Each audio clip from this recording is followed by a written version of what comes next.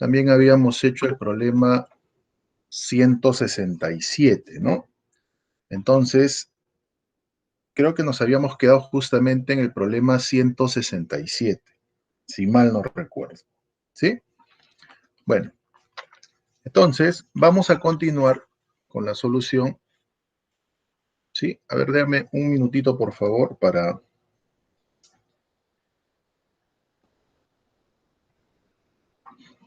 poder ver sus comentarios también. Ya, un momentito, por favor. Muy bien, chicos. Ese problema ya lo habíamos visto, ¿correcto?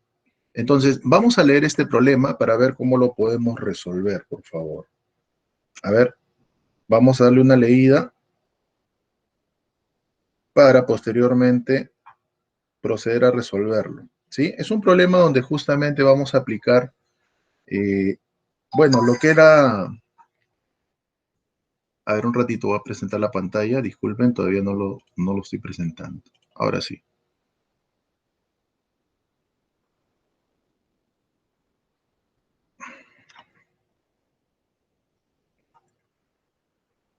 Ya, chicos. En este problema nos habíamos quedado. Lo voy a agrandar para que lo puedan empezar a leer, por favor. ¿Sí? Es un problema justamente de lo que es densidad de corriente. ¿Ya? Por eso lo estoy poniendo para que reforcemos esa parte teórica que ya se había visto en su momento. Muy bien. A ver, un ratito. Un ratito, por favor.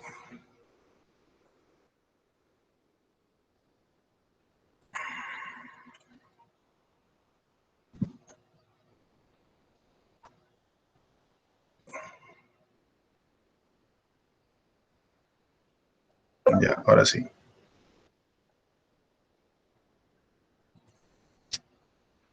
Muy bien, chicos. Este era el problema que justamente les estaba comentando. A ver, dice, una pequeña pero medible corriente de 1,2 por 10 a la menos 10 amper, dice, existe en un alambre de cobre cuyo diámetro es 2,5 milímetros. El número de portadores de carga por unidad de volumen es 8,49 por 10 a la 28 metro a la menos, o sea, metros cúbicos a la menos 3. Asumiendo que la corriente es uniforme, me piden dos cosas. Que calcule la densidad de corriente, me piden que calcule la velocidad de deriva de los electrones. Por si acaso, velocidad de deriva también es lo que se conoce como velocidad de arrastre, ¿no? Es la velocidad promedio con la cual los electrones son arrastrados debido a la presencia de un campo eléctrico, ¿correcto? Ya sabemos que debido a la presencia de este campo eléctrico es que se genera justamente lo que nosotros llamamos corriente eléctrica. ¿Ya? Y cuando ya analicemos el modelo de conducción, vamos a entender cómo a nivel microscópico esto se produce. ¿Correcto? Muy bien. Para poder resolver este problema, lo único que simplemente tengo que hacer es recordar la ecuación que ya justamente se te había dado la mnemotecnia, pues, ¿no? En la mnemotecnia justamente les habían indicado de que justamente la densidad de corriente eléctrica la podíamos calcular su ecuación como NQV, ¿no? No quiero verte. ¿Se acuerdan todos? Creo, supongo. Muy bien. Entonces, esa es justamente la ecuación que vamos a tener que utilizar acá. ¿Correcto, muchachos? ¿Por qué, profesor? Porque me están viendo la densidad de corriente. Ahora, ¿qué otro dato me presenta el problema? Me está presentando justamente la corriente, que si bien es cierto es muy pequeña, pero todavía es medible.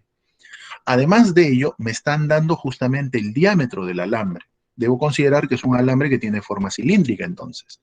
Como me están dando que su diámetro es 2,5 milímetros, entonces con esa corriente y con esa densidad, o perdón, con esa corriente y con ese diámetro, vamos a poder calcular justamente con la ecuación, la otra ecuación de la densidad de corriente, que era corriente sobre área, me refiero a su módulo, obviamente, ¿no? O mejor dicho, claro, a su magnitud. Vamos a poder determinar la densidad de corriente. Y ya conociendo la densidad de corriente, con la otra ecuación que ya hace un momento había comentado, la de no quiero verte, vamos justamente a responder la pregunta de cuánto mide la velocidad de deriva o también llamada velocidad de arrastre. ¿Ya? Muy bien. Entonces, ya teniendo la idea, pasamos a resolver el problema. ¿Correcto? A ver, voy a conectar esto un ratito, por favor. Ahora sí.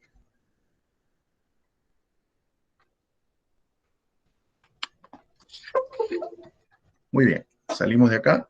Vamos a poner entonces solución.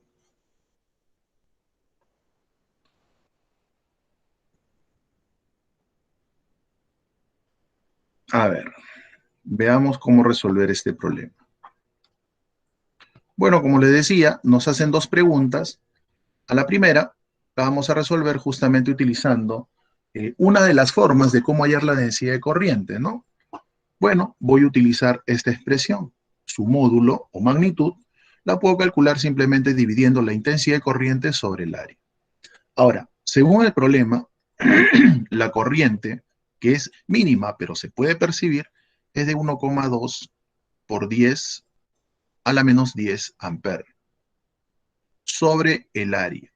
Ahora, como considero que el conductor tiene forma cilíndrica, ya sabemos que su área se va a calcular simplemente como el área de un círculo, ¿no? El área de la sección transversal. Y sabemos que el área de un círculo en función del diámetro se puede calcular de esta manera, ¿no? Pi diámetro al cuadrado sobre 4, ¿ya?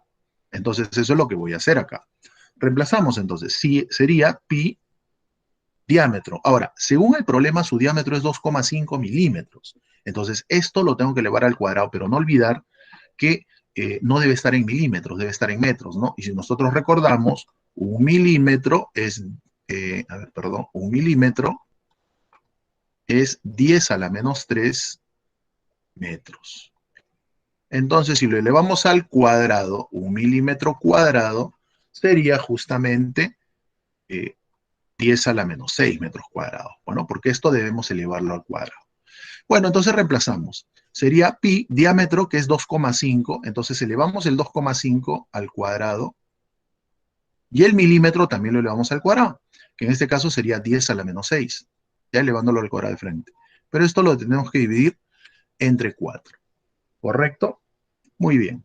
Bueno, vamos a borrar esto. Solamente fue a modo de recordatorio. Ahora, lo que simplemente queda es realizar la operación respectiva, pues, ¿no? Ahora, de acuerdo al problema, me están pidiendo justamente la densidad de corriente eh, y todas las alternativas aparecen en amper por metro cuadrado, ¿no? Entonces, como ya la corriente está en amper y obviamente el área está en metros cuadrados, entonces simplemente es cuestión de operar. ¿Ya? Si nosotros operamos por acá, nos va a salir, bueno, reduciendo la expresión y haciendo las operaciones respectivas. Bueno, le va a salir más o menos 0,44, o perdón, 0,244 multiplicado por 10 a la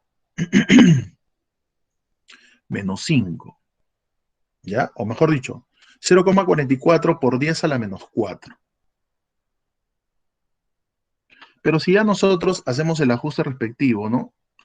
De acuerdo a las alternativas del problema, que todos los exponentes del 10 aparecen en función de 10 a la menos 5, entonces lo multiplicamos por 10 y por 10 a la menos 1, y esto se convierte en 2,44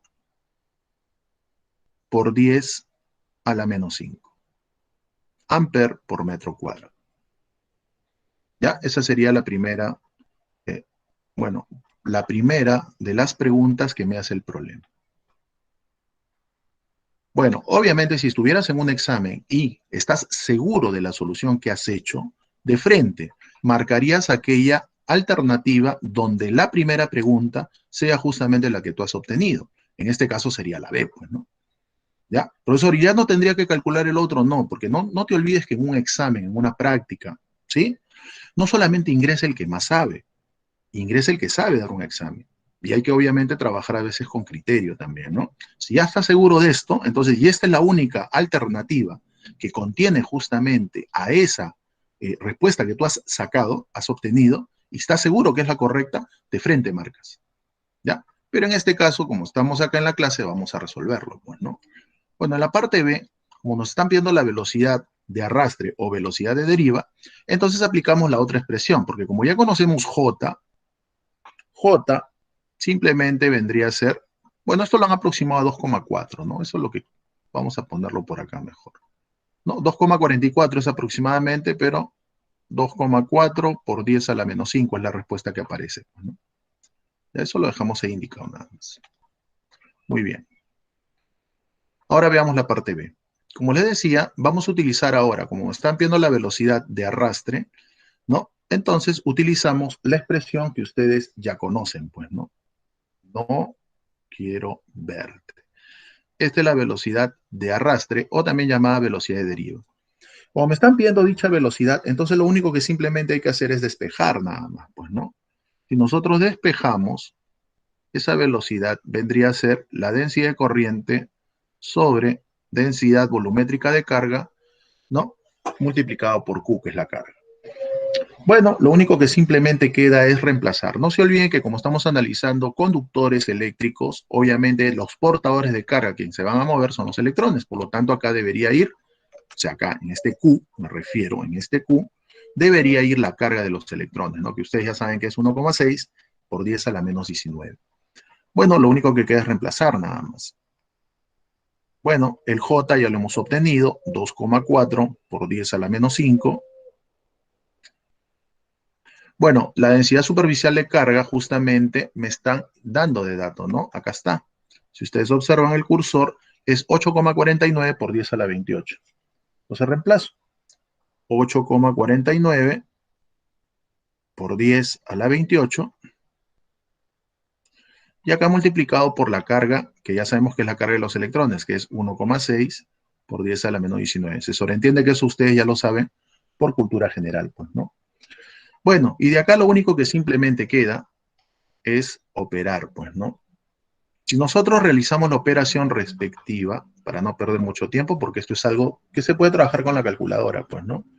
Vamos a obtener de que esa rapidez o velocidad de arrastre, o de deriva, como también se le suele llamar, es 1,766 por 10. Bueno, como todas las alternativas aparecen en función de 10 a la menos 15, justamente vamos a tener que darle esa forma, pues, ¿no? Y obviamente esto va a salir en la respectiva unidad que son metros por segundo. Bueno, pero ahí aparece la respuesta de manera aproximada, pues, ¿no? Lo han redondeado justamente a 1,8. Ya, o sea, este problema difícil no era, ¿no? Solamente era cuestión de recordar un poco lo que es la teoría, de cómo se expresa justamente la densidad de corriente, ¿no? Ya sea como corriente sobre área o ya sea como no quiero verte, ¿sí? Y con eso salía la solución de este problema. Muy bien, como ya habíamos anticipado, la clave sería justamente la B de burrito, pues, ¿no? Muy bien. A ver, 5 segundos para pasar a ver el siguiente ejemplo.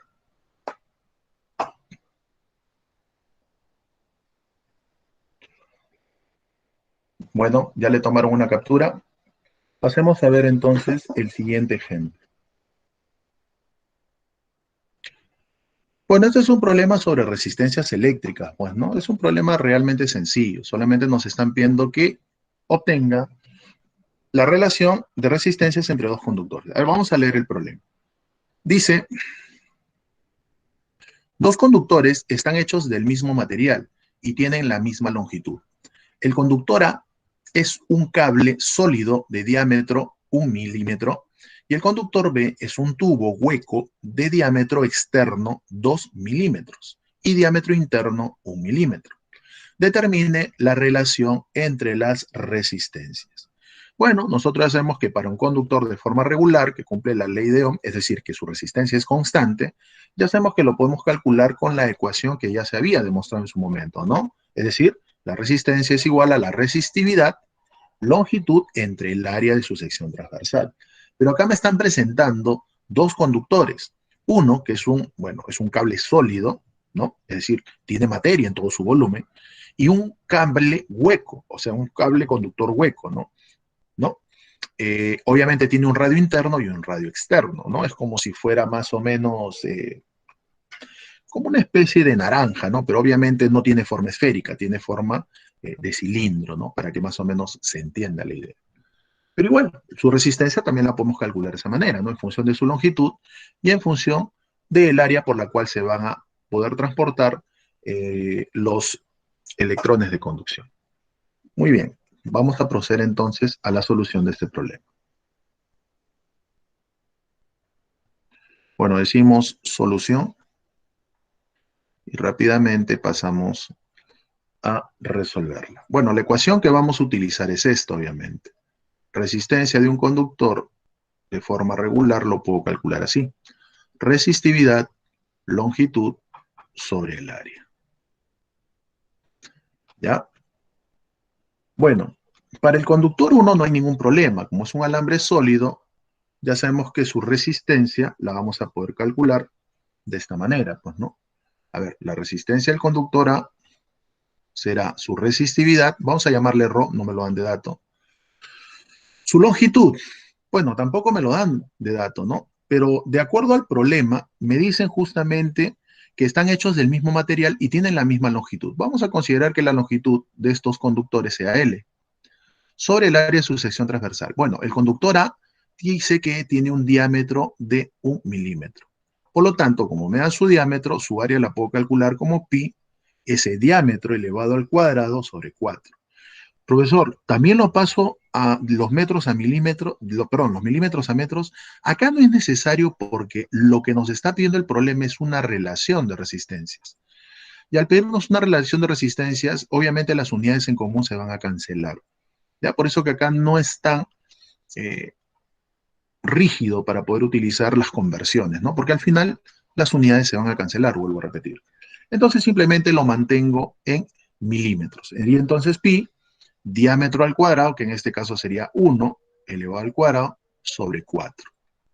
Bueno, si nosotros operamos esto, el 4 pasa por producto extremo, producto de medios al numerador, y acá simplemente quedaría pi por 1 al cuadrado. Sí, ese 1 al cuadrado lo voy a dejar ahí indicado. Para el otro caso, acá lo voy a dibujar en borrador nada más. Es como si nosotros tuviéramos más o menos esto, pues, ¿no? Un conductor que tiene obviamente más o menos esta forma. Entonces lo que yo tengo que hallar es esta área, porque es un conductor hueco, ¿no? Entonces efectivamente lo que yo tengo que hacer es determinar esta área por la cual justamente se van a poder movilizar los electrones, ¿no? Los portadores de carga. ¿Ya? Esta es la área que yo tengo que determinar. Y bueno, sería una diferencia de áreas, ¿no? Como el área del círculo mayor menos el área del círculo menor. Y eso equivaldría a decir, ¿no? Esa área vendría a ser pi radio mayor al cuadrado menos, bueno, si gustas lo voy a escribir así, ¿ya? Pi, o bueno, en este caso no dan su diámetro, ¿no? Diámetro al cuadrado, diámetro mayor al cuadrado sobre 4, menos el área menor, que sería pi, diámetro menor al cuadrado sobre 4. Bueno, acá podemos factorizar el diámetro al cuadrado, ¿no? O, perdón, pi sobre 4, y quedaría diámetro al cuadrado mayor menos diámetro cuadrado menor. O sea, algo así. Pi cuartos, acá quedaría diámetro mayor al cuadrado menos diámetro menor al cuadrado. Algo así. Bueno, esta es la ecuación que voy a utilizar para poder hallar el área de la sección transversal por la cual se van a movilizar justamente los electrones para el conductor B. ¿Correcto? Entonces por acá decimos, para el conductor B, aplicamos la misma ecuación. Como están hechos del mismo material, la resistividad no va a cambiar. La longitud, de acuerdo al dato del problema, es la misma. Acá, el área, la que vamos a utilizar es esta de acá que ya te había comentado. ¿Sí? Bueno, lo borramos esta parte y utilizamos esa ecuación que ha quedado pendiente abajo. Bueno, sería entonces pi multiplicado por su diámetro al cuadrado sobre 4, ¿no? Bueno, pero ese diámetro vendría a ser la diferencia de cuadrados entre ambos diámetros. De acuerdo al problema, el diámetro mayor, ¿cuánto es? Es 2 y el diámetro menor es 1. Entonces, si hacemos la diferencia respectiva, acá sería 2 al cuadrado menos 1 al cuadrado. ¿Correcto? Muy bien. Entonces, si nosotros resolvemos y aplicamos la diferencia de cuadrados, quedaría entonces acá 4 veces la resistividad longitud sobre pi, y esta diferencia de cuadrados se puede hallar, pues, ¿no? 4 menos 1, ¿eso me da cuánto? 3, creo, ¿no? Bueno, es cuestión solamente de operar. Ahora, como me están pidiendo la relación entre esas dos resistencias, pues lo único que simplemente vamos a hacer es dividirlas, pues, ¿no? Muy bien.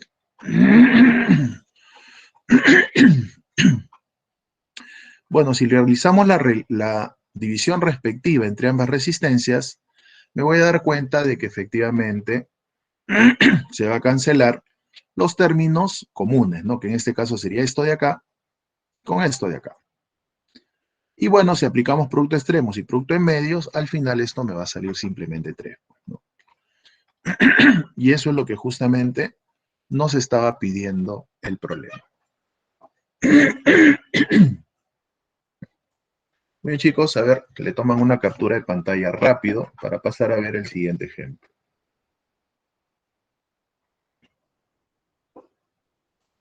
Muy bien, el último ejemplo para pasar a ver ya modelo de conducción. Muy bien, vamos a ver ahora el problema 171.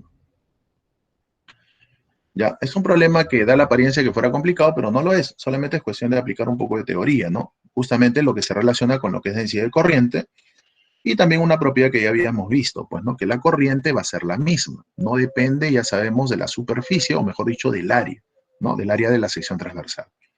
Ya, lo que sí va a cambiar, dijimos, cuando vimos la pregunta teórica, si mal no recuerdo, era la densidad de corriente. Pero la intensidad de corriente eléctrica, no se olviden que es flujo de portadores de carga a través de alguna región del espacio, ¿no? Y así cambia el área, la cantidad de portadores de carga en ese tiempo van a ser las mismas. Por eso que decimos que para este caso la corriente, tanto en el conductor 1 como en el conductor 2, van a ser las mismas. Bueno, vamos a dar lectura al problema. Dice, la figura muestra un cable de sección 1 con un diámetro 4R y sección 2 de diámetro 2R. Dice, el cable es de cobre y lleva una corriente. Asuma, bueno, me dicen que el cable es de cobre, ¿correcto? Y lleva una corriente. Asuma que la corriente está uniformemente distribuida a través de cualquier área de sección transversal. Me dice, el cambio de potencial eléctrico a lo largo de la longitud de 2 metros mostrado en la sección 2 es de 10 microvoltios. ¿Qué más me dicen? El número de portadores de carga por unidad de volumen es 8,49 por 10. Ahí no debe ser menos 28, ¿ya? Acá hay una corrección. A ver, voy a señalarlo con el puntero. Obviamente no debe ser 10 a la menos 28, ¿no? Se supone que la densidad de carga es un valor enorme. Estamos hablando de electrones. Entonces acá debe ser 10 a la 28. Ya, creo que eso ya más de uno se ha dado cuenta. Seguimos. Calcule la magnitud de la velocidad de deriva o velocidad de arrastre, que es lo mismo, de los electrones de conducción de la sección 1. Bueno, me dicen, bueno, acá se le han comido también la palabrita, debe decir resistividad, ¿no? La resistividad del material, en este caso del cobre, es 1,69 por 10 a la menos 8 o un metro. ¿Ya? Bueno, ¿cómo podría resolver este problema? Bueno, me dan los datos y lo que tendríamos que hacer es justamente primeramente ordenarnos, ¿correcto? Primero, si me están pidiendo a mí que calcule la magnitud de la velocidad de arrastre en el conductor 1, obviamente lo que yo tendría que hacer es conocer su densidad de corriente. Si yo logro conocer la densidad de corriente en el conductor 1, pues simplemente aplico la ecuación no quiero verte y de ahí voy a calcular la respectiva velocidad de arrastre, ¿correcto? No se olviden que Q se conoce. N también se conoce porque por acá me lo están dando de dato. Entonces, lo único que simplemente tendría que yo calcular es justamente la densidad de corriente en el conductor 1, ¿correcto? Profe, pero ¿cómo hallo la densidad de corriente en el conductor 1? Ah, para eso justamente tengo datos. En el conductor 2, bueno, al final son del mismo material, ¿no? Ambos son de cobre. Pero en el conductor 2, en el conductor más delgado, me dicen que la diferencia de potencial en esa longitud es de 10 microvoltios. Y como me da la diferencia de potencial, entonces lo que yo simplemente tengo que hacer acá es, primero, acá en esta longitud, tengo que calcular para esa longitud cuál es la resistencia eléctrica. Si yo conozco esta resistencia eléctrica, con la diferencia de potencial voy a poder hallar dicha corriente. Y si yo conozco esta corriente, ya sabemos que la corriente en 2 y la corriente en 1, ¿cómo son? Iguales. Y si ya conozco la corriente en 1, que es igual a la corriente en 2, entonces ya voy a poder hallar la densidad de corriente en el conductor 1. ¿Por qué, profesor? Porque no se olviden que la densidad de corriente se puede calcular, perdón, la intensidad de corriente se puede calcular multiplicando la densidad de corriente por el área, pues, ¿no? Y allí es donde justamente voy a poder hallar el J, ¿ya? Entonces, de esa manera nos tenemos que ordenar. Entonces, como ustedes se pueden dar cuenta, lo primero que tengo que hacer en este problema es analizar al conductor 2. ¿Por qué? Porque allí tengo datos. Y vuelvo a repetir, al analizar al conductor 2, no, para esa longitud o la resistencia, ¿no?, eléctrica contenida en esa longitud, voy a poder determinar qué cosa, justamente con la diferencia potencial entre los extremos de esa longitud, voy a poder hallar la corriente, ¿ya? Y esa corriente es la misma para el conductor 1 también. Muy bien, ya entendiendo la idea, entonces, procedemos a la solución. Decimos por acá, entonces, solución. Ahí está. Bueno, como les decía, lo primero que voy a hacer es analizar al conductor 2, ¿sí? Porque ahí tengo datos. Entonces decimos lo siguiente. Para ese conductor 2, lo primero que voy a hacer es calcular su resistencia, ¿no?, para esa longitud. Ya sabemos que su resistencia, bueno, la ecuación ya la hemos visto hace un momento, es resistividad longitud sobre área, pues, ¿no? Esa es la ecuación que voy a utilizar, la que está por acá abajo, ¿ya? Entonces decimos, su resistividad, acá me lo dan de dato, ¿no? Creo que lo pueden visualizar. Bueno, no han puesto la letra ρ que representa la resistividad, pero ahí lo estoy señalando con el cursor. Esta es la resistividad. Entonces, lo reemplazo. Sería 1,69 multiplicado por 10 a la menos 8. Su longitud. De acuerdo al problema, esa longitud es 2 metros. Por lo tanto, acá le ponemos 2. Y esto dividido sobre el área de su sección transversal. Bueno, el área también la podemos calcular como pi diámetro al cuadrado sobre 4, ¿no? Según el problema, la sección 1 tiene un diámetro de 4R, ¿correcto? Profe, pero no me dan el R, no importa, porque al final te vas a dar cuenta que ese R se va a cancelar, ¿ya? Muy bien, entonces, ¿qué es lo que vamos a hacer? Simplemente reemplazamos. Diámetro 1 entonces sería pi diámetro al cuadrado, que en este caso sería 4R al cuadrado, y esto sobre 4. Bueno, es cuestión de que nosotros simplemente operemos, pues, ¿no? ¿Cuánto nos quedaría entonces? Si nosotros operamos, pues simplemente acá nos va a quedar, ¿cuánto saldría? A ver, resistencia 2.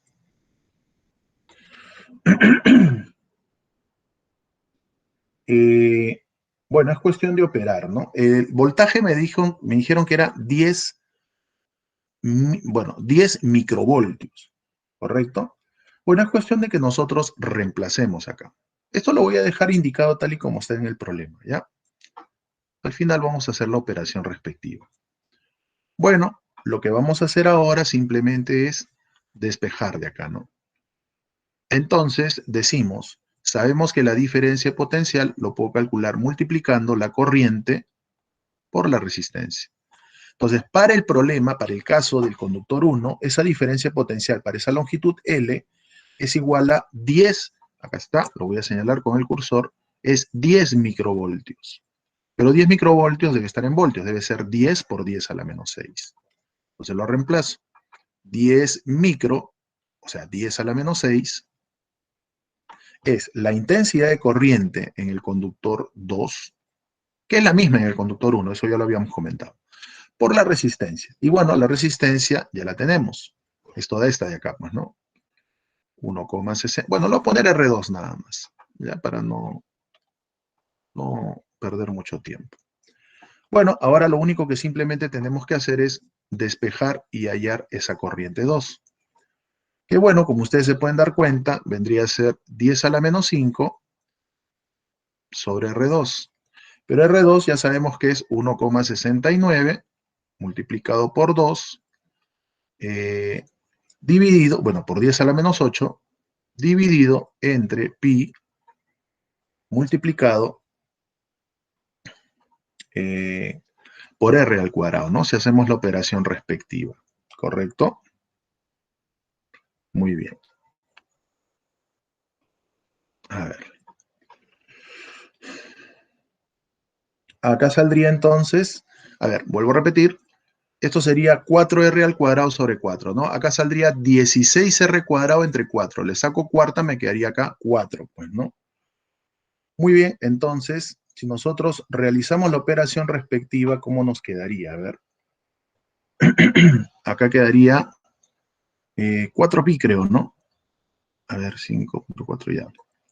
Acá nos quedaría, a ver, 1,69 por 2 por 10 a la menos 8. Acá quedaría pi r cuadrado, creo, ¿no? A ver, verifiquen, por favor. Bueno, si de acá despejamos, la corriente 2 me va a tener que salir, bueno, aplicando producto extremo, producto de medios, pi r cuadrado por 10 al cubo sobre 2 multiplicado por 1,69. Ya, esto lo vamos a tener acá en cuenta.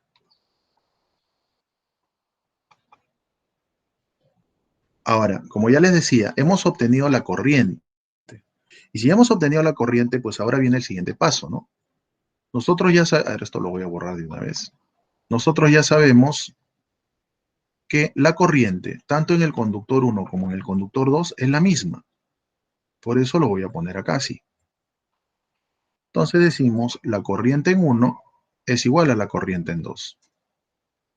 Bueno, la corriente en 1 lo puedo calcular multiplicando su densidad de corriente por su área. Y la intensidad de corriente 2, pues ya la conocemos, pues, ¿no? Es toda esa expresión que hemos hallado. Bueno, es cuestión simplemente de operar nada más, pues, ¿no? O reemplazar en todo caso. Bueno, J1 es lo que quiero hallar. El área 1 lo puedo calcular, porque también lo puedo calcular como pi diámetro al cuadrado, que en este caso sería 16 r cuadrado de frente, ¿no? Sobre 4, si ya lo elevo al cuadrado. Y esto es igual a la intensidad de corriente 1, que era pi r cuadrado por 10 al cubo, dividido entre ¿cuánto? Dividido entre 2 multiplicado por 1,69.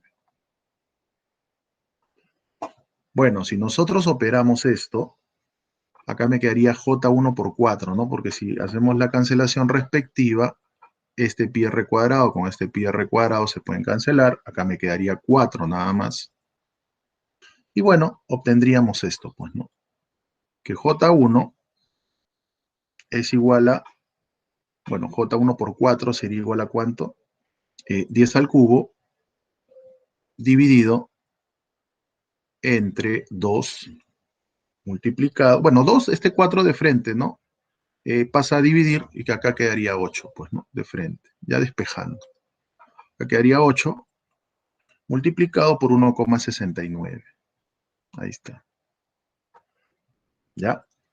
Bueno, pero ya sabemos que este J1 se puede calcular como la ecuación no quiero verte, pues, ¿no? Y eso es lo que vamos a utilizar acá. Decimos no quiero verte, y ahí es donde justamente aparece la velocidad de arrastre o velocidad de deriva. Es igual a esta expresión. Bueno, lo único que ahora queda es despejar, ¿no? Esa velocidad de arrastre. Bueno, el NQ pasa a dividir, entonces quedaría acá 10 al cubo dividido entre lo que ya estaba ahí, que era 8 por 1,69, multiplicado por la densidad volumétrica de carga, que en este caso es 8,49, multiplicado por 10 a la 28, haciendo la corrección, y eso multiplicado por la carga, pues no, que ya sabemos que es la carga de los electrones, o sea, 1,6 por 10 a la menos 19. Bueno, es cuestión simplemente ya de operar esto, pues, ¿no? Si nosotros operamos, efectivamente, esta velocidad de arrastre aproximadamente nos va a salir 5,4 por 10 a la menos 9 metros por segundo. Ya, de acuerdo a los datos que me presenta el problema, la respuesta más o menos saldría la D, ¿ya? O la B, perdón. A ver si le tomen una captura, por favor.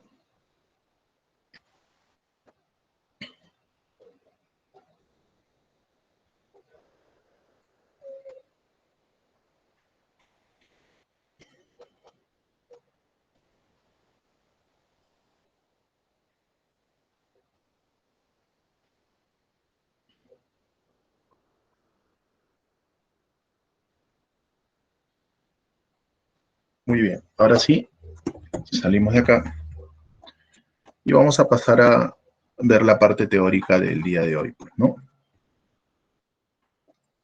Muy bien. A ver, creo que eso estaba acá.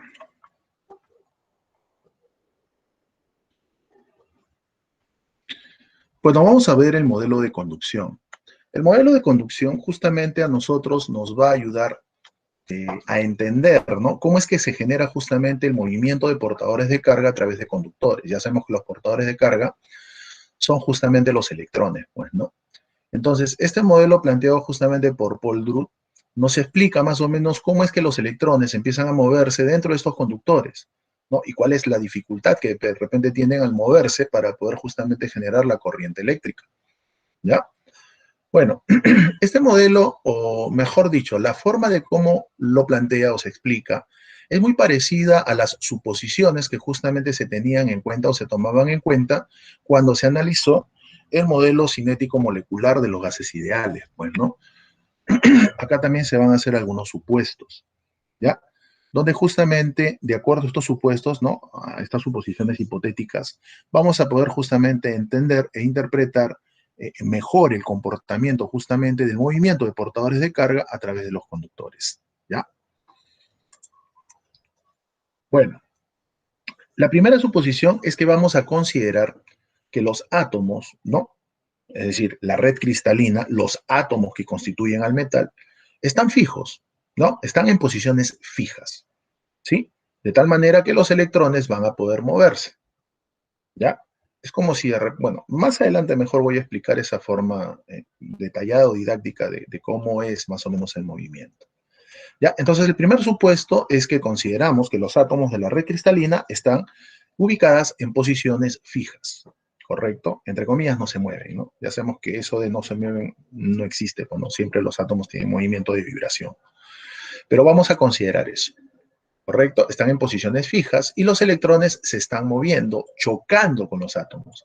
Acá se pone paréntesis, o perdón, comillas, porque realmente no son choques, ¿no? O sea, son choques que no se producen de manera física, a eso me refiero.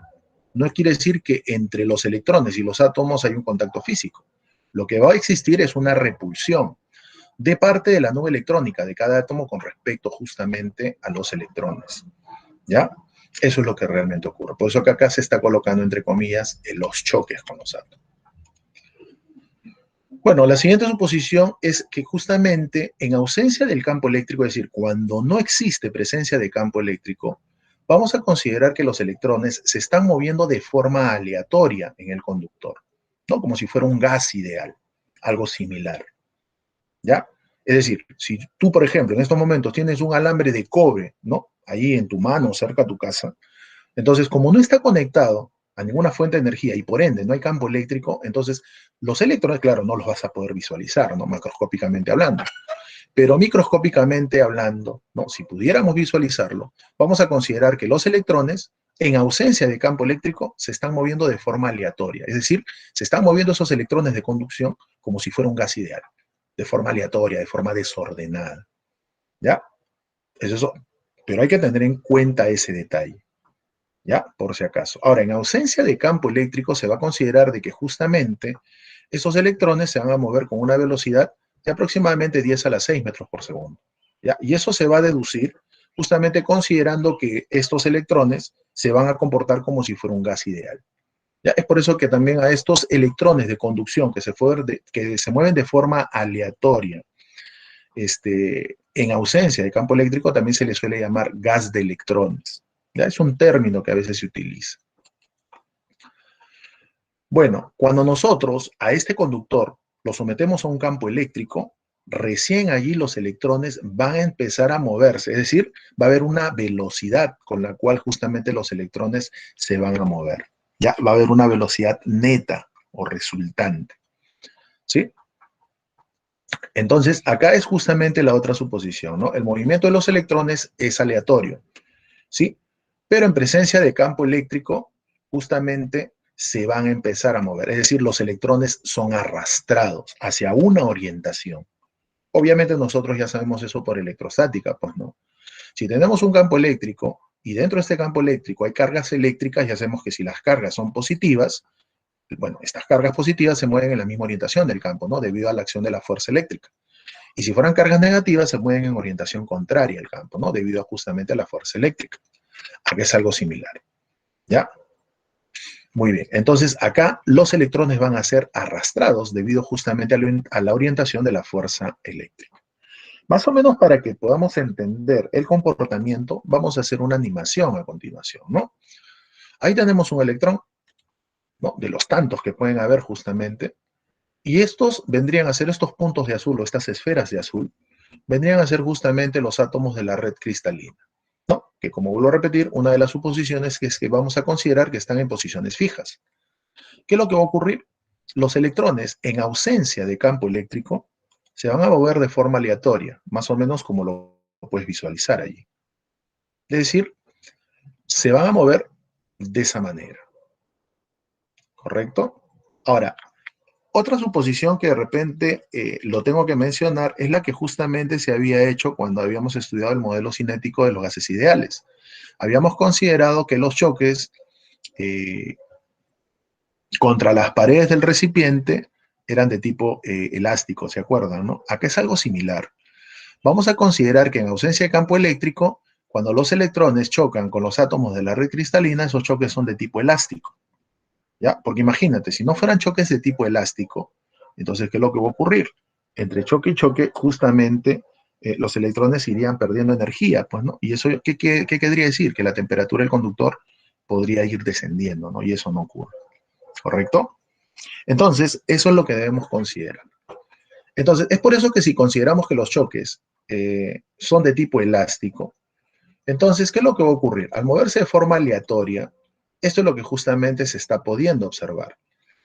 Bueno, no se conoce la orientación de la fuerza sobre este electrón, claro, porque no hay campo eléctrico, entonces no podría yo determinar cuál es la orientación en la cual se va a mover, ¿sí? Por eso que vamos a considerar que está viajando de esa manera, ¿no? En línea recta, debido a los golpes, ¿no? Entre comillas, golpes o choques que recibe de parte de los átomos de la red cristalina, y luego de cada choque se sigue moviendo con la misma rapidez, ¿no? Debido a que estamos considerando que esos choques son de tipo elástico. Ya, ahí como justamente lo puedes apreciar. Bueno, por eso decimos que se mueve de forma aleatoria, porque no sabemos hacia dónde está orientada la fuerza resultante que actúa sobre él. Solamente se choca y debido a esos choques cambia constantemente de orientación. Es decir, no tiene una orientación definida, solamente choca y se mueve de forma aleatoria. Ahora, esto ocurre en ausencia de campo eléctrico, ¿ya? Ahora, otro comentario que quiero hacer, que más adelante lo vamos a poder notar, es que justamente cuando estos electrones se mueven en ausencia de campo eléctrico, la velocidad o la rapidez con la cual se están moviendo es justamente del orden de 10 a las 6 metros por segundo. Profesor, ¿qué tan elevada es su velocidad? Sí, es elevada, ¿no? Pero no se siente el efecto. ¿Por qué? Porque como ustedes se pueden dar cuenta, no tiene una orientación definida, simplemente se mueve en un espacio reducido. Por eso que prácticamente no se genera corriente eléctrica, ¿ya? Es como, por ejemplo, no vamos a considerar que ustedes están en un mercado, ¿no? Lleno, ¿no? Como normalmente antes ocurría antes de la pandemia, ¿no? Íbamos al mercado, de repente de la casa, del barrio, y observábamos que efectivamente estaba lleno, ¿no? O por ejemplo, ya vamos a considerar que estás en un supermercado en un día de Navidad o Año Nuevo, ¿no? Por ejemplo, un 24 de diciembre, 8 de la noche, los supermercados están recontra llenos, 7 de la noche, ¿no? Las personas se están moviendo, pero se mantienen en la tienda, no están saliendo para nada, ¿correcto? Entonces, algo parecido ocurre justamente con estos electrones. Se mueven en ese espacio, pero prácticamente no tienen una velocidad neta apreciable, pero a pesar de eso se mueven con una gran velocidad, ¿correcto? Ahora, como les decía, como estamos prácticamente considerando que estos electrones se comportan como las moléculas de un gas ideal en el modelo cinético molecular de los gases ideales, entonces su rapidez la puedo calcular con esta ecuación, ¿no? Ustedes ya saben que KB es la constante de Boltzmann, M vendría a ser la masa bueno, en este caso de la molécula fue en ese entonces, pero acá sería la masa del electrón, y T era la temperatura. Si nosotros consideramos que la temperatura es la de ambiente, aproximadamente 27 grados, entonces temperatura sería 300 grados Kelvin. Y si recordamos la constante de Boltzmann, que era 1.38, ¿no? Por 10 a la menos, bueno, el exponente que ustedes ya lo deben recordar. Entonces, si nosotros operamos esto, efectivamente vamos a ver, bueno, no se puede mover bien esto ya, ahora sí. Esto de acá es justamente la rapidez promedio con la cual justamente se mueven estos electrones. Ojo, cuando no hay campo eléctrico, aproximadamente 10 a la 6 metros por segundo. ¿Ya? Si ustedes gustan, pueden hacer el cálculo y le va a salir aproximadamente este valor. Correcto, pero vuelvo a repetir, no es una velocidad neta apreciable. ¿Por qué? Porque efectivamente no hay un desplazamiento neto. ¿Correcto? Es más o menos el paralelo que te estoy poniendo del ejemplo del supermercado en un día de Navidad, pues, ¿no? Las personas se mueven, pero no se siente su movimiento neto. Muy bien, ahora veamos qué ocurre cuando hay presencia de campo eléctrico. Bueno, cuando hay presencia de campo eléctrico ya sabemos que los electrones van a experimentar la acción de una fuerza eléctrica, que efectivamente la orientación de esta fuerza eléctrica va a ser contraria a la orientación del campo. ¿Correcto? Entonces, más o menos sería así.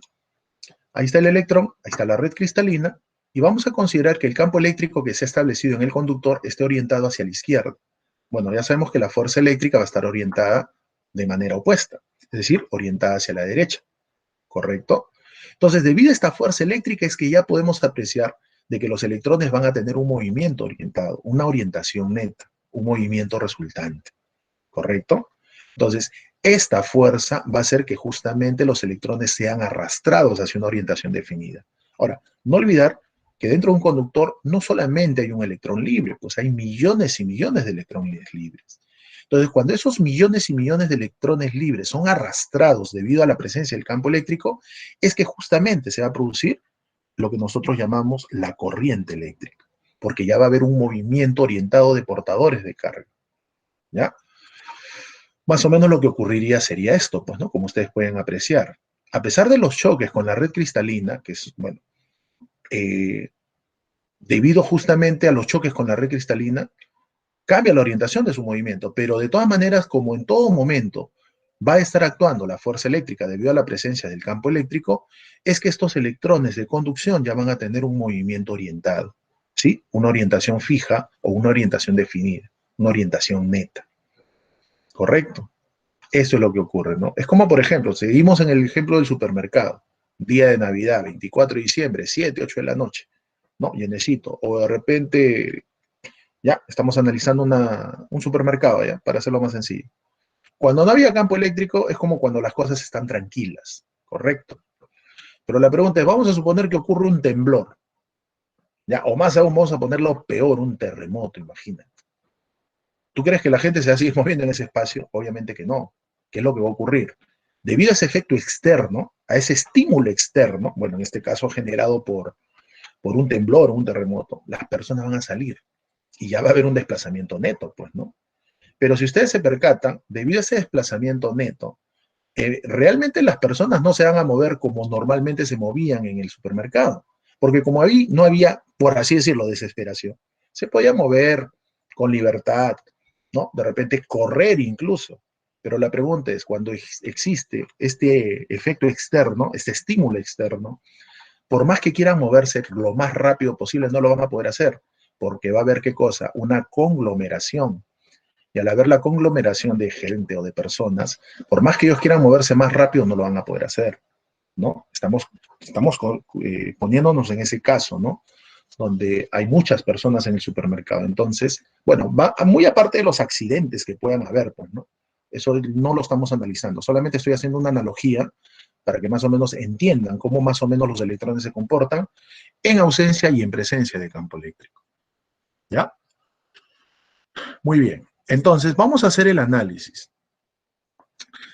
Nosotros, si nosotros consideramos que el electrón, escúchame, no trates de ver esta figura porque probablemente, donde está el cursor, donde está B1 de verde, ya, no sé si ven el cursor, ya, no traten de enfocarse mucho en esa figura porque podría, o sea, en ese B1 me refiero, en el B1 que está de verde, donde está el cursor.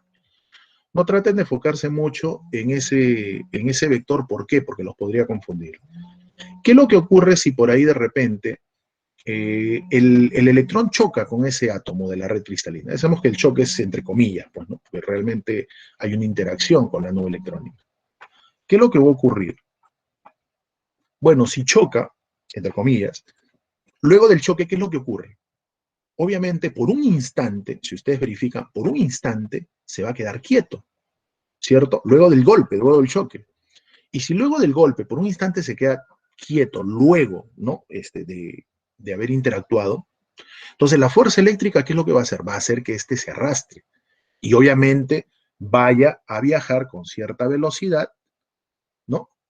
Y tenga una velocidad antes de que se produzca el siguiente choque, ¿ya? Es por eso que vamos a considerar, obviamente no estamos hablando de un electrón, no estamos hablando de millones y millones de electrones en los conductores. Es por eso que vamos a considerar que la velocidad media o promedia con la cual se mueven los electrones, ¿sí? Va a ser en un inicio, luego de un choque, prácticamente cero, ¿sí? Y la velocidad que va a tener antes del siguiente choque va a tomar un valor justamente debido a la acción de la fuerza eléctrica, ¿correcto?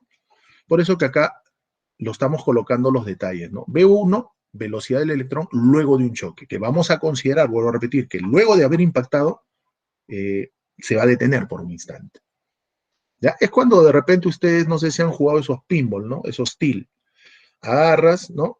No pinball de videojuegos, por si acaso. Estoy hablando de esos juegos que son como una mesa, ¿no? Una agarra, jala la palanquita y hay bolitas ahí, ¿no? Jala la palanquita, ¿no? Hay un resorte. Cuando sueltas la palanquita, la bolita de acero sale, ¿no? Y empieza a chocar con los puntos del til. ¿Se acuerdan de eso, no? Empieza a chocar y obviamente en la pantalla, ¿no? Que es una pantalla digital, se empiezan a ver los puntos. ¿Se acuerdan, no? Ya, entonces algo similar, ¿no?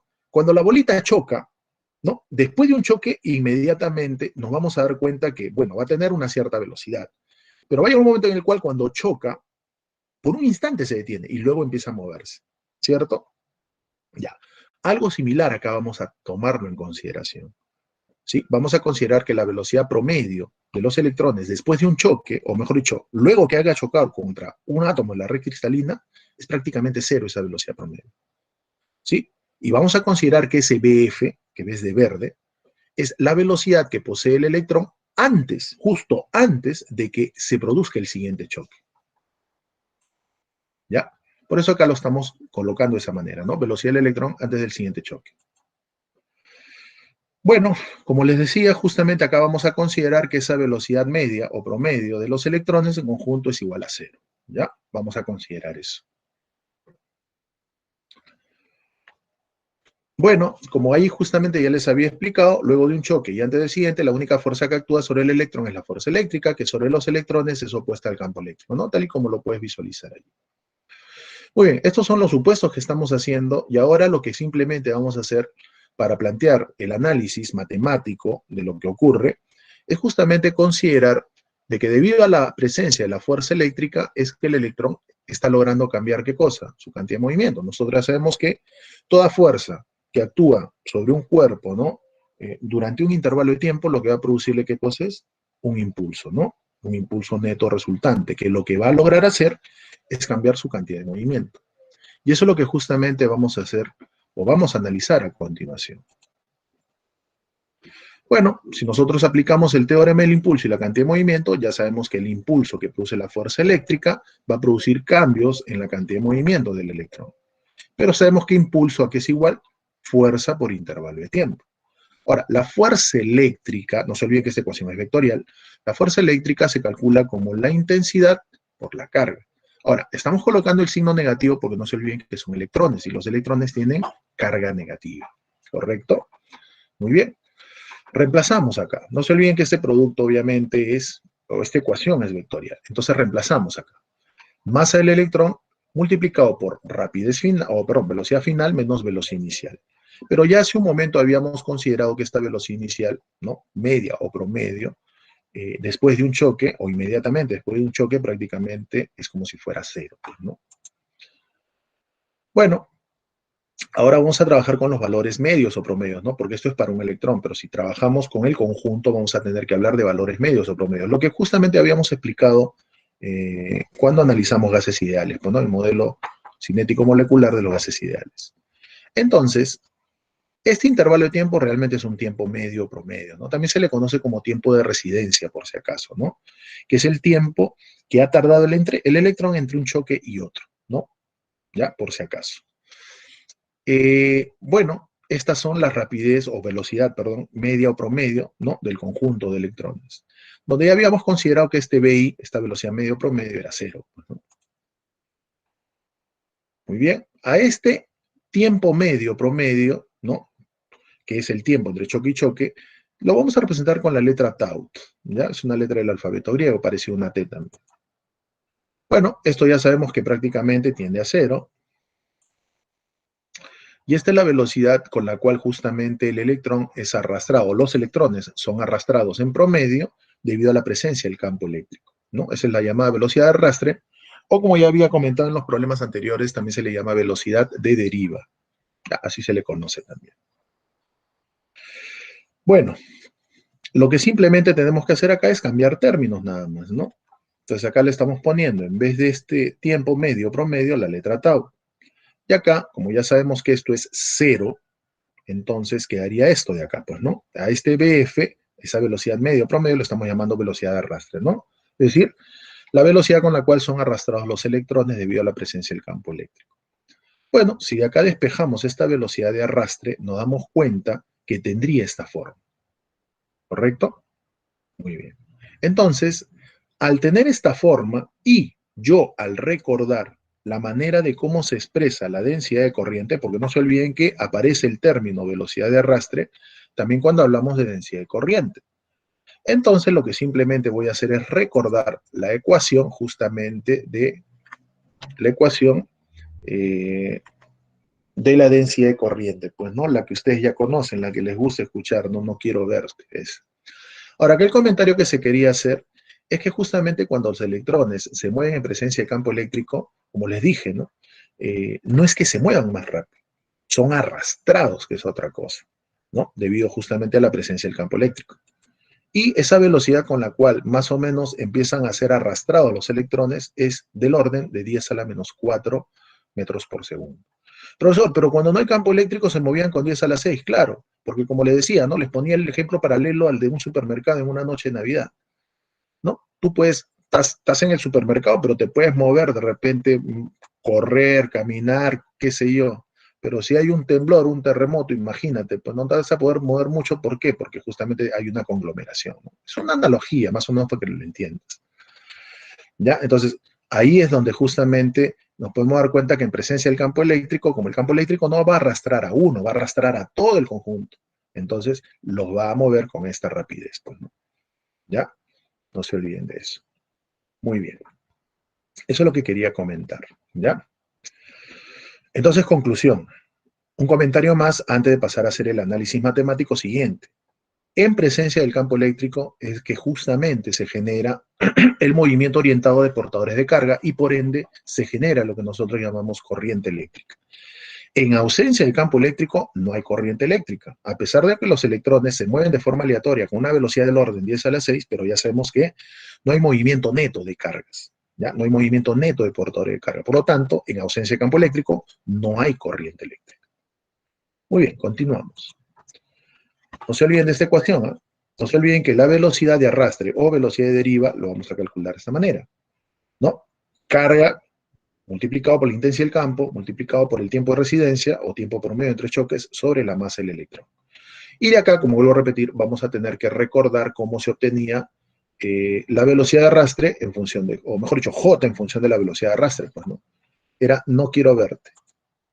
Ahí está la ecuación, ¿no? No quiero verte. Si acá despejamos esa velocidad de deriva o velocidad de arrastre, obtendríamos esta expresión. Pero no olvidar que Q es la carga de los electrones y esa carga es negativa, pues, ¿no? Por eso que lo reemplazamos acá. Bueno, si de acá despejamos esa velocidad de arrastre, obtendríamos esta expresión.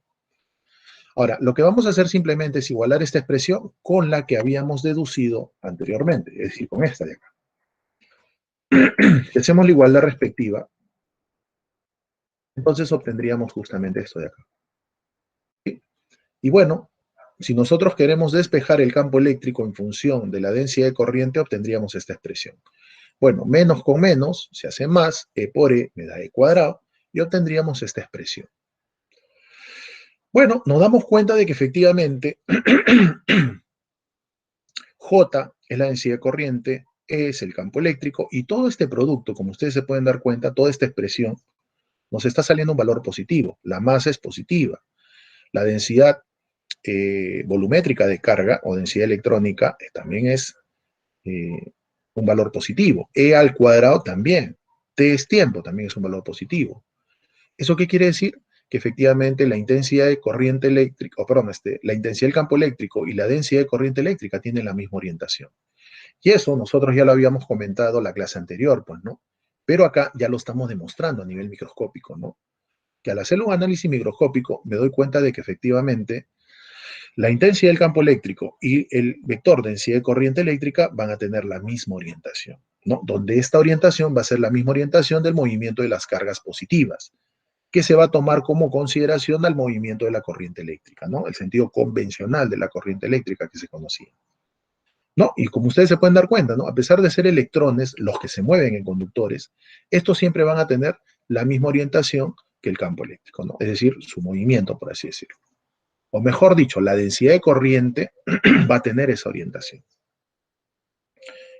Bueno, esto ya lo habíamos comentado también, pues, ¿no? Esto ya lo habíamos comentado, como les decía, la clase anterior. ¿Ya? Es decir, la densidad de corriente nos indica justamente el sentido de la corriente convencional, que va a tener el mismo sentido, la misma orientación que el campo eléctrico, ¿sí? Por si acaso. Bueno, entonces, si el campo eléctrico, por ejemplo, está orientado hacia la derecha, la densidad de corriente también va a estar orientada hacia la derecha y también la corriente, obviamente, la corriente convencional. Bueno, ya sabemos esto también de electrostática, que siempre, ¿no? Los puntos que se encuentran más alejados de la cabecita de la flecha que representa el campo eléctrico tienen mayor potencial. Y estos de acá tienen menor potencial, ¿no? Los que están más cerca a la cabeza de la flecha tienen menor potencial, eso ya lo sabemos, ¿correcto? Y como J me representa, ¿no? Hacia dónde se orienta la corriente eléctrica, por eso vamos a decir que siempre la corriente va de mayor a menor potencial. ¿Ya? No se olviden de esto, que es muy importante cuando analicemos fuentes de energía eléctrica. Siempre la corriente eléctrica, ¿no? Que vamos a considerar que es la orientación del vector densidad de corriente, ¿no? Que es el mismo sentido del movimiento de las cargas positivas, ¿no? Ese sentido convencional. Vamos a considerar que efectivamente siempre la corriente va de mayor a menor potencial, ¿ya? No se olviden de eso. Bueno, a este término donde ustedes ven el puntero, justamente le vamos a dar una denominación. Se le va a conocer justamente como resistividad eléctrica, que ahora lo vamos a ver, ¿no? Yo, la clase anterior, si mal no recuerdo, te había puesto una ecuación parecida, no sé si ustedes recuerdan, sino que acá lo que había hecho es no despejar E, sino despejar J. Y cuando yo despejo J, pues lo único que simplemente tengo que hacer, esto que está en el denominador, pasar a multiplicar, y esto que está en el denominador, pasar a dividir. Ya eso, ¿se acuerdan que le había puesto la letra sigma, que se conocía como conductividad eléctrica, ¿no? Que no era el sigma de densidad superficial de carga, les hice ese comentario, ¿no? Lo escribí creo que en el borrador, ¿no? Si de repente ahí le tomaron captura también. Habíamos visto que sigma era lo que se conocía como conductividad de corriente eléctrica, que nos indica justamente la facilidad ¿no? que ofrecen los conductores para que los electrones puedan moverse en ellos y generar la corriente eléctrica. Pero acá esto es lo opuesto, como ustedes se pueden dar cuenta, o lo inverso, ¿no? Entonces a esto se le iba a llamar resistividad. ¿Ya? Pero de todas maneras vamos a hacer el análisis. Ahora, como ustedes se pueden dar cuenta, la resistividad, o al revés, o lo inverso, la conductividad, básicamente de quién está dependiendo. Este N, no se olviden qué cosa era, densidad volumétrica de carga eléctrica. Y esto va a depender del conductor, ¿correcto? El tiempo también va a depender del conductor, ¿no? Porque eso va a depender justamente de cómo estén distribuidos la red, o sea, los átomos dentro de la red cristalina, dependiendo obviamente del material del cual esté hecho el conductor. Es por eso que ustedes deben entender que la conductividad eléctrica y por ende la resistividad, que es lo opuesto o lo inverso, como quieras llamarlo, van a depender directamente de quién, del material del cual está hecho el conductor. Ya, eso es lo que justamente podemos demostrar de acá. Muy bien, vayamos a hacer el siguiente análisis. Ya les adelanté entonces, que esto es de resistividad, pero si obtenemos lo inverso sería lo que ya habíamos visto que se le llamaba conductividad, ¿correcto? Muy bien. Si le tomamos módulo a la ecuación anterior, pues quedaría así, pues, ¿no? Esta es la ecuación anterior, le tomamos módulo y efectivamente nos estamos percatando de algo, ¿no? Como esto es positivo, entonces acá vamos a suponer que acá hay una diferencia potencial, ¿no? Se genera una diferencia potencial, se establece un campo eléctrico y obviamente se genera un campo eléctrico que permite movilizar cargas. Bueno, ya sabemos que la corriente va a tener la misma orientación que el campo, ¿no? Debido a que va a tener siempre la misma orientación que el vector de densidad de corriente. Ahí está, lo que ustedes justamente pueden visualizar en el gráfico. Bueno, esto ya sabemos que vendría a ser un vector perpendicular a esta sección transversal, que también se le conoce como vector área, ¿no? ¿Por qué? Porque es un módulo y vamos a considerar que era igual al área de esta superficie, ¿no? Muy bien. Ahora, si nosotros recordamos electrostática, sabemos que entre la diferencia potencial y el campo eléctrico existe una relación, ¿no? La diferencia potencial era igual a la intensidad del campo por la longitud, ¿no? O distancia de separación entre los puntos entre los cuales quiero medir la diferencia potencial. Pero también habíamos dicho que esta longitud era la distancia que se encuentra en la misma orientación del campo, que en este caso le estamos poniendo a esa distancia la longitud del conductor L. Ahí está. Bueno, si de acá nosotros despejamos la intensidad del campo eléctrico, saldría diferencia potencial sobre longitud. Bueno, si acá aplicamos la ecuación de el producto escalar que me permite obtener justamente la intensidad de corriente eléctrica a partir del vector área y del vector densidad de corriente, si utilizamos la otra expresión, ¿no? Módulo de A, módulo de J por el coseno de teta, como en este caso teta es 0 grados, coseno de 0 es 1, pues, ¿no? Muy bien, entonces de acá obtendríamos esta expresión, ¿no? Si despejamos J o el módulo de J, obtendríamos esto, que simplemente será corriente sobre área. Profesor, ¿y esto para qué me sirve? Justamente me sirve para que cuando yo lo reemplace acá, en vez de E, ¿qué voy a colocar? Esto que hemos obtenido, diferencia de potencial sobre longitud, ¿sí? Y en vez de J, ¿qué voy a colocar? Corriente sobre área, acá está, ¿no? O sea, acá está este término que lo estoy reemplazando por E, ahí está, mira, por favor. Y en vez de colocar J, el módulo de J, estoy colocando corriente sobre área. Muy bien. Si esta corriente pasa a dividir y esta longitud pasa a multiplicar, obtendríamos esta expresión. Donde creo que ustedes se pueden dar cuenta de que esto ya lo habíamos visto cuando habíamos analizado la ley de Ohm, pues, ¿no? Esto era la resistencia, esto era la longitud, esto era el área, y a esto ya sabíamos que le habíamos dado el nombre de resistividad. ¿Ya? Sino que acá en la diapositiva se está presentando de una forma distinta. Esto también yo ya lo había demostrado antes, ¿no? Bueno, a esto ya sabemos que se le conoce como resistividad, pues, ¿no? Es decir, la resistividad tiene esta forma. Ahora, nosotros habíamos recordado o habíamos visto en la clase anterior de que la resistividad depende de la temperatura de manera directa. Es decir, la resistencia eléctrica en un conductor cambia con la temperatura, pero ya habíamos señalado de que cambia con la temperatura no debido a la dilatación térmica, es decir, no debido al incremento de sus dimensiones. ¿Por qué? Porque habíamos visto que cuando un cuerpo se dilata, un conductor, un metal se dilata mínimamente, ¿no? Pero lo que sí va a cambiar es justamente su resistividad. Ah, profe, entonces la resistencia de un conductor cambia no por la dilatación térmica, no, sino ¿por qué? Porque la resistividad cambia con la temperatura. ¿Y cómo puedo analizar eso, profesor? Bueno, ya tenemos la ecuación. Entonces, si ustedes se dan cuenta, ¿qué es lo que va a ocurrir si se incrementa la temperatura? Si se incrementa la temperatura, lo que va a ocurrir es que el tiempo entre un choque y otro choque de los electrones de conducción con la red cristalina no va a aumentar, por el contrario, va a disminuir. Y yo te pregunto, si la temperatura aumenta, el tiempo entre choque y choque disminuye. Y si esto disminuye, ¿qué es lo que ocurre con la resistividad? Aumenta. Y si la resistividad aumenta, ¿qué es lo que va a ocurrir con la resistencia? También va a aumentar. ¿Ya? Acá es donde justamente podemos apreciar de que efectivamente la resistividad cambia con la temperatura. Más temperatura, menos tiempo entre choque y choque y por lo tanto más resistividad. O sea, en pocas palabras, más temperatura, más resistividad eléctrica. Y al haber más resistividad eléctrica, mayor resistencia eléctrica. ¿Ya? Ese es el análisis que quedó pendiente, ¿no? Y les dije que cuando veamos modelo de conducción, íbamos a entender por qué la resistencia cambia con la temperatura y por qué la resistividad depende de la temperatura, ¿no? Y son directamente proporcionales. Muy bien. Ahí está la ecuación. Ya hemos hecho el análisis, ¿no? Lo que dice el texto es justamente el análisis que hemos hecho. Otro análisis que habíamos citado es que este NE, densidad volumétrica de carga eléctrica o de portadores de carga, para un conductor depende justamente del tipo de material, ¿no? Y este tiempo también, pues, ¿no? ¿No? ¿Por qué? Porque efectivamente más separados están de la red cristalina, más tiempo también van a emplearse, ¿no? Por eso les decía que la resistividad depende de dos factores muy importantes. Uno, de la temperatura, que ya lo hemos analizado, y dos, también depende de quién dijimos, del material, ¿ya? Porque la densidad volumétrica de portadores de carga va a depender justamente del tipo de material, ¿ya? No se olviden de eso. Muy bien, chicos.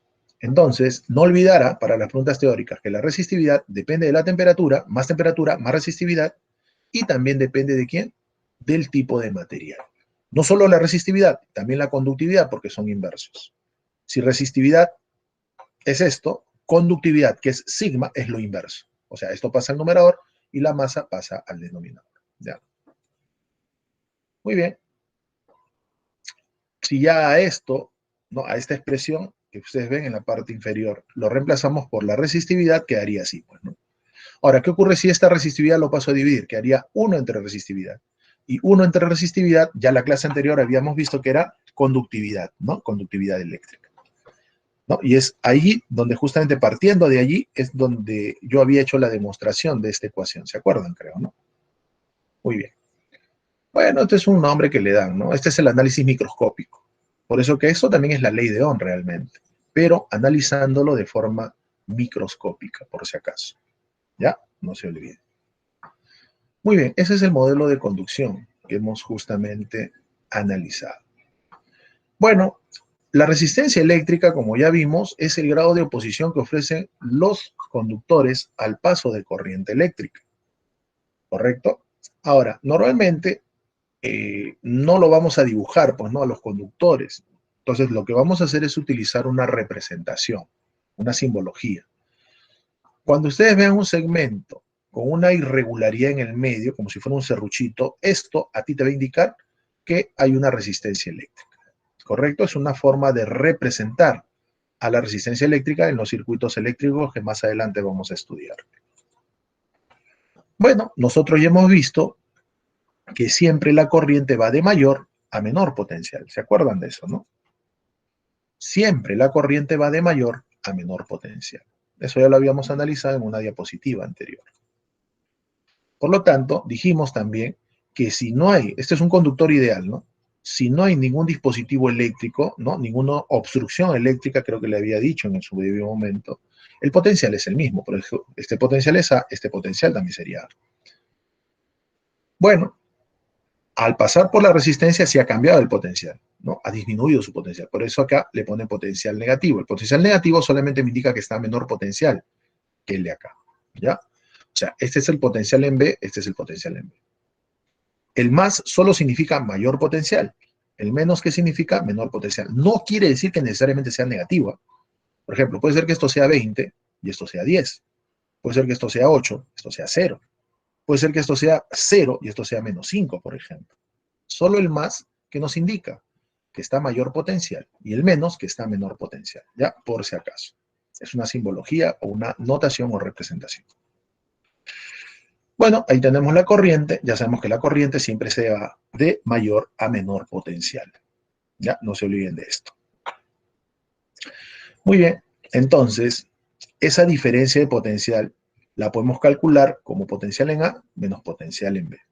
¿Sí? Y ese potencial o esa diferencia de potencial es justamente debido a que la corriente cuando pasa por esta resistencia pierde energía. Pues, ¿no? Los portadores de carga, no se olviden que resistencia es oposición al paso de la corriente. Entonces, ¿qué es lo que ocurre? Justamente hay una disminución del potencial. Y ese potencial que pierde la corriente cada vez que pasa por esta resistencia, o dicho de otra forma, Esa energía o ese potencial que gana la resistencia cuando la corriente pasa a través de ella, lo puedo calcular de esta manera, multiplicando I por R. Ya, eso es lo que justamente podemos notar.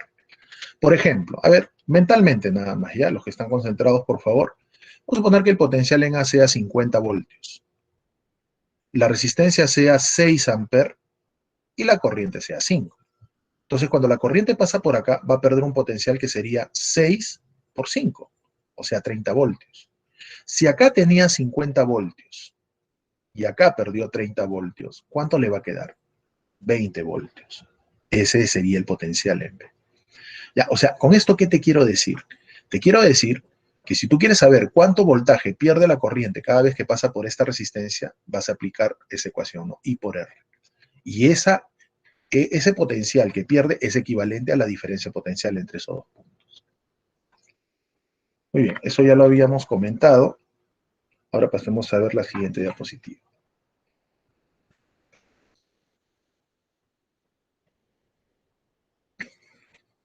Bueno, vamos a ver mejor la animación. Ahí tenemos una carga negativa que se desplaza de mayor a menor potencial. ¿Correcto? Acá justamente lo que estamos leyendo dice, ¿no? Como en promedio la velocidad de las cargas es la de arrastre y esta velocidad es constante, los cambios de energía para las cargas son fundamentalmente los asociados al cambio de energía potencial eléctrica. O sea, ¿esto qué te quiere decir? Te quiere decir que vamos a analizar cómo es que cambia justamente la energía potencial eléctrica de las cargas al moverse. ¿Correcto? Bueno, ya sabemos que la energía potencial eléctrica se calcula con esta ecuación, ya lo habíamos visto, ¿no? Q por V, ¿no? De la definición de energía de potencial eléctrico, que era energía sobre carga, ¿no? Ya lo habíamos visto eso en el tema de electrostática. Bueno, entonces, si aumenta el potencial, aumenta la energía. Si disminuye el potencial, efectivamente va a disminuir, ¿qué cosa? La energía. Bueno, como la corriente va de mayor a menor potencial, entonces acá, ¿qué es lo que está ocurriendo? Que la carga está disminuyendo su energía. Lo que ya les había comentado, pues, ¿no? Si va de mayor a menor potencial, es porque de repente está pasando por alguna resistencia. Y la resistencia que le hace, le quita parte de su energía, ¿no? Eso explica, por ejemplo, cómo es el sistema de funcionamiento de las planchas eléctricas, ¿no? Lo conectamos al tomacorriente. ¿Y qué es lo que va a ocurrir?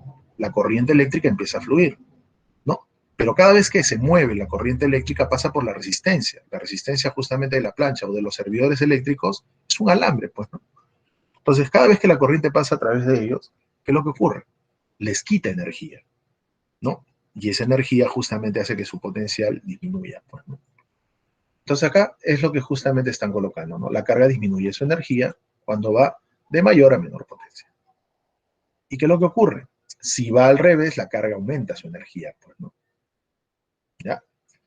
No se olviden de esto. Es un análisis simple. Muy bien, pasemos a ver la siguiente diapositiva. Bueno, ¿qué llamamos fuerza electromotriz? Ya lo había comentado, ya creo, también el día martes, o perdón, el día jueves. Habíamos hablado primero de lo que eran las fuentes de energía, pues, ¿no? Y dijimos que la fuente de energía son aquellos dispositivos que transforman algún tipo de energía en energía eléctrica. Por ejemplo, las pilas, las baterías, los tomacorrientes. Y así vamos a poder encontrar bastantes dispositivos que tienen justamente esta característica de transformar energía eléctrica, o perdón, cualquier otro tipo de energía en energía eléctrica. La fuerza electromotriz, ya les voy adelantando, aunque más de uno ya de repente sabe esto, no es una fuerza, ¿ya? Sino que es un término que por la fuerza de la costumbre, bueno, se sigue utilizando, ¿no? Los técnicos de la electricidad le llamaron fuerza electromotriz, ¿no? A eso que era capaz de movilizar cargas y establecer corriente eléctrica. Pero la fuerza electromotriz no es una fuerza, ¿ya? La fuerza electromotriz se define como el trabajo que realiza la fuente de energía para poder, ¿qué cosa? Movilizar cargas eléctricas. Y al movilizar cargas eléctricas se puede establecer la corriente eléctrica, pues, ¿no? Bueno, acá vamos a hacer el análisis justamente, ¿correcto? Acá tenemos una fuente de energía que, vuelvo a repetir, puede ser una pila, una batería, un tomacorriente, qué sé yo. ¿Sí? Acá están los polos ¿no? Uno a mayor potencial, otro a menor potencial. ¿Qué es lo que ocurre? Si yo lo conecto, estos puntos donde justamente se está generando la diferencia potencial también se le conocen como bornes, ¿ya? Muy bien, entonces por acá, ¿qué es lo que va a ocurrir? Si yo lo conecto, en este caso, a un dispositivo eléctrico que posee una resistencia, es decir, genera un circuito cerrado, entonces lo que va a ocurrir es que la fuente de energía va a realizar trabajo. Y al realizar trabajo, ¿qué va a hacer? Movilizar cargas eléctricas, ¿ya? Va a empezar a movilizar cargas eléctricas. Y las cargas eléctricas empiezan a moverse y establecen la corriente eléctrica. Y como ya le decía, cada vez que la corriente pasa por acá, pierde energía. ¿Qué es lo que ocurre luego? Llegan acá nuevamente a la fuente de energía. ¿La fuente de energía qué hace? Moviliza cargas, es decir, realiza una fuerza electromotriz. ¿Y qué es la fuerza electromotriz? El trabajo que realiza la fuente de energía para movilizar cargas eléctricas. ¿Sí? Y al movilizar cargas eléctricas logra establecer la corriente eléctrica. Ahora, por ahí alguien me dirá, profesor, pero esta carga es positiva. Bueno, este tiene un potencial positivo, esto tiene un potencial negativo. ¿Eso quiere decir que acá se establece un campo eléctrico? Sí, se establece un campo eléctrico. Y luego, en las siguientes diapositivas, vamos a analizar justamente cómo es que la fuente de energía debe realizar un trabajo mayor al trabajo que realiza el campo. ¿Para qué? Para que efectivamente se puedan movilizar cargas y establecer lo que nosotros ya conocemos como corriente eléctrica. Pues. ¿Ya? Muy bien. Bueno, esto ya hemos hecho el análisis. Ahí está potencial A, potencial B. Y ahí está la corriente eléctrica que se genera, pues, ¿no? Bueno, ahí estamos viendo una carga positiva, ¿no? Que es el sentido convencional de la corriente eléctrica que se está moviendo a través de ese circuito, pues, ¿no? Ahí está. Y como ya les comentaba, ¿no? También se va a establecer un campo eléctrico. Pero como ustedes se pueden dar cuenta, la carga es positiva porque estamos analizando el sentido convencional de la corriente eléctrica. Y ya sabemos que la corriente eléctrica tiene el sentido de ¿quién? De la densidad de corriente. Y la densidad de corriente tiene el sentido, ¿no? En el cual justamente se movilizan las cargas positivas. Entonces, ¿qué es lo que va a ocurrir? Como ustedes se pueden dar cuenta, a pesar de que hay un campo eléctrico interno en la fuente de energía, acá, ¿qué podemos notar? Podemos notar que la carga es positiva, la fuerza eléctrica va a estar hacia abajo. Entonces, ¿eso qué quiere decir? Que la fuerza eléctrica va a estar en contra del movimiento. No sé si ustedes se pueden dar cuenta.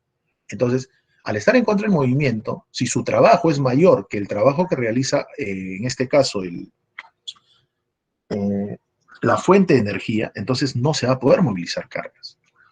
¿Ya? Es por ello que la fuerza electromotriz, vuelvo a repetir, es el trabajo que debe realizar la fuente de energía para que pueda movilizar cargas. Donde este trabajo obviamente va a tener que ser mayor que, bueno, no mayor, ¿no? Realmente va a tener que superar a este valor ¿para qué? Para que se puedan movilizar cargas. Bueno, vamos a hacer el análisis a continuación. Bueno, hacemos que esa sería la fuerza eléctrica que aplicaría, en este caso, el campo eléctrico, ¿no? E, por si acaso, es la carga elemental, ¿no? Que es la carga que poseen tanto electrones como protones, por si acaso. Muy bien, eso es lo que ya te había comentado, pues, ¿no? Hay un campo que se opone al movimiento de las cargas positivas. Su trabajo es negativo, es decir, que disminuye la energía de las cargas. Bueno, entonces, como ya les había comentado, debo considerar que debe haber, en este caso, ¿no? La fuente de energía es la que justamente va a tener que realizar trabajo para poder movilizar cargas.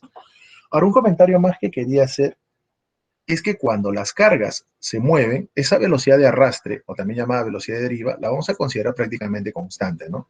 Vamos a considerar que se arrastran todos los portadores de carga con una rapidez constante. Obviamente esa rapidez es promedio.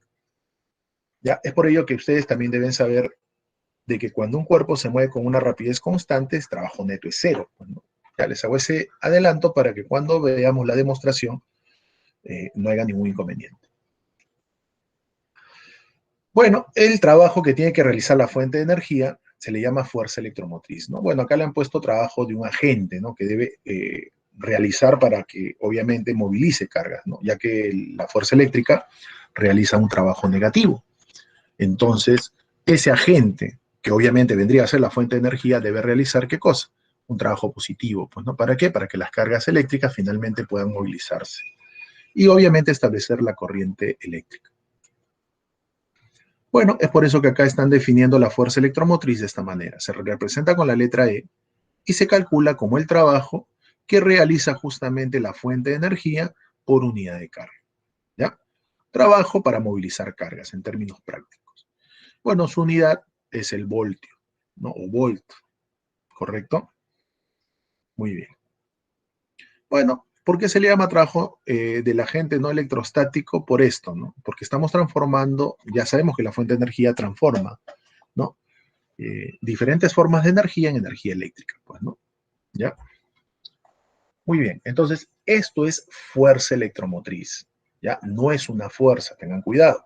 Es el trabajo que realiza, en este caso, la fuente de energía para lograr movilizar cargas eléctricas y establecer el campo eléctrico. Debe realizar un trabajo que tiene que ser positivo, ¿no? Ya que el campo eléctrico que se establece en el interior de la fuente de energía realiza un trabajo negativo. Bueno, veamos el análisis. Acá tenemos nuevamente un esquema parecido al anterior. Tenemos la carga eléctrica que se empieza a movilizar. Y acá hay un detalle interesante, ¿no? Debemos entender qué cosa, que toda fuente de energía no es ideal. Es decir, toda la fuente de energía, toda fuente de energía, eh, siempre en su interior está diseñado, pues, ¿no? Con materiales. Y debido a eso, es que siempre van a haber pérdidas de energía, pérdidas de voltaje. Por eso que nosotros debemos considerar en términos generales que una fuente de energía siempre va a tener una resistencia interna, debido a muchos factores. Las piezas que lo constituyen, material del cual esté hecho, qué sé yo. ¿Correcto? Esto es una fuente de energía real, porque eso es lo que realmente ocurre. Entonces, la fuente de energía, como les decía, tiene una resistencia interna. Y debido a esta resistencia interna, es que la fuente de energía puede entregar una fuerza electromotriz, un voltaje. ¿Sí? Pero debido a la presencia de esta resistencia, es que justamente entre estos bornes se va a generar una diferencia potencial que va a ser menor a la fuerza electromotriz que proporciona justamente la fuente de energía. Y eso se podrá visualizar cuando nosotros lo conectemos justamente a algún dispositivo eléctrico que posee resistencia eléctrica y quiero que funcione. Pues, ¿no? Puede ser un foco, por ejemplo, ¿no? Esta resistencia R mayúscula puede pertenecer a un foco, puede pertenecer a una plancha, ¿correcto? Y es ahí donde justamente cuando yo lo conecto a este dispositivo eléctrico para que funcione, se establece la corriente eléctrica. Y al establecerse la corriente eléctrica, pues vamos a dar cuenta nos vamos a dar cuenta que entre A y B va a existir una diferencia potencial, que es distinta a la que proporciona justamente la fuente de energía. Bueno, para ello vamos a hacer un análisis.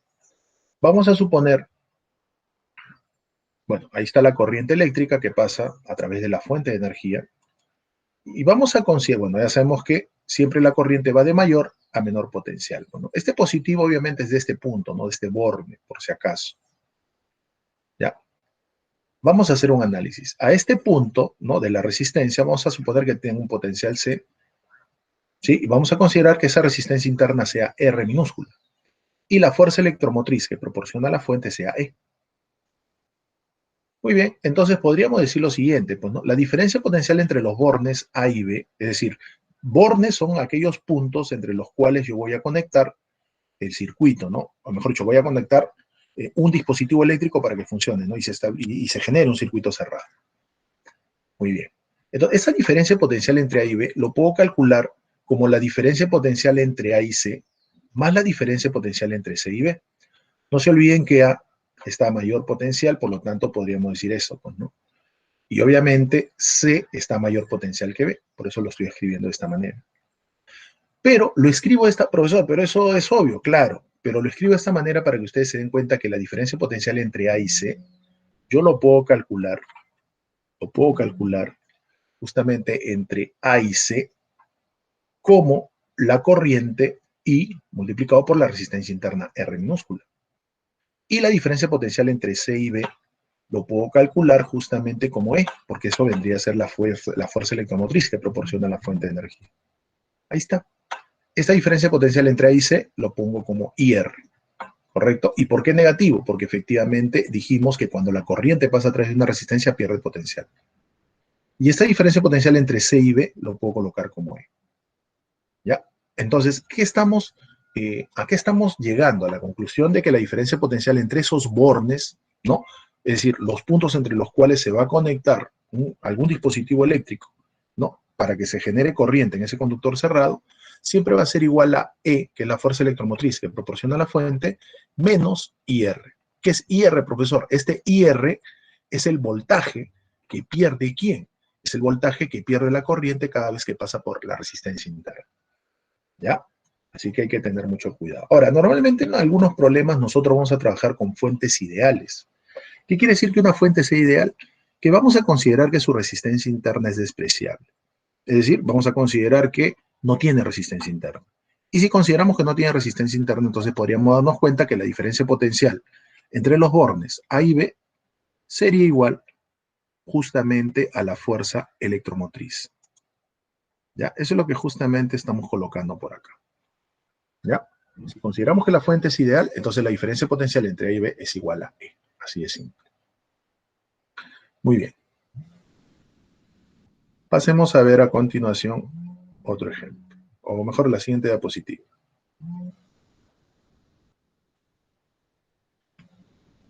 Bueno, esto de la potencia eléctrica, a ver rápido si de repente nos da para hacer la demostración, ¿no? Bueno, recordando que las cargas se mueven con velocidad de arrastre, que es constante, eso ya lo había comentado, la energía cinética también es constante. Entonces, si nosotros vemos el mismo esquema, ¿correcto? Nos vamos a dar cuenta de que efectivamente la fuerza eléctrica está realizando un trabajo. Vamos a aplicar entonces el teorema del trabajo y la energía cinética. El trabajo que realiza la fuente más el trabajo que realiza la fuerza eléctrica es igual a la variación de la energía cinética. Pero como estamos considerando que la rapidez de arrastre es la misma, entonces esta variación de energía cinética sería cero. ¿Correcto? El trabajo de la fuerza eléctrica, ustedes ya saben que se calcula como potencial en A menos potencial en B por la carga que se traslada. ¿Se acuerdan de eso, no? Ahí está. Y bueno, de acá despejamos. Esto es cero, ya habíamos dicho, ¿no? Entonces, si despejamos, nos vamos a dar cuenta que el trabajo que realiza la fuente de energía es equivalente a esto, pues, ¿no? Q multiplicado por la diferencia potencial entre esos bordes. ¿Ya?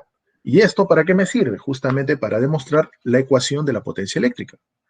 Porque si nosotros recordamos, la ecuación anterior, esta de acá, es para una sola carga. Entonces, si yo quiero saber para todas las cargas, entonces el trabajo total lo multiplico por n, ¿no? Si considero que n es la cantidad de carga total.